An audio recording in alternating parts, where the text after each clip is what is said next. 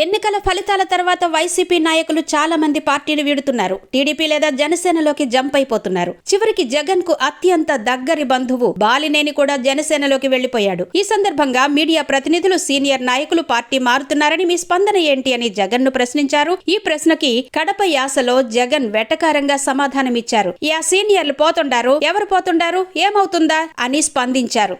ఎవరు పోతా ఉన్నారమ్మా? యా సీనియర్ లీడర్ పోతా ఉన్నాడు, ఏమవుతుంది? నీళ్ళు ఏమవుతుంది, ఇంకోరు వస్తారు. మీడియా ప్రతినిధులు ప్రత్యేకంగా బాలినేని శ్రీనివాసరెడ్డి పేరు ప్రస్తావించారు. దాంతో పోనీలే ఏమైతాది, ఇంకొకరు వస్తారు అని జగన్ చెప్పుకొచ్చారు. లీడర్ అనేవాడు ప్రజల నుంచి పుడతాడని గుర్తుంచుకోవాలని చెప్పుకొచ్చారు. లీడర్ ఎప్పుడు ప్రజల నుంచి పుడతాడు. దీంతో పార్టీ నుంచి వెళ్లిపోయే వారిని ఎవ్వరిని ఆపబోమని జగన్ తన మాటల ద్వారా సంకేతాలిస్తున్నట్టు కనిపిస్తోంది.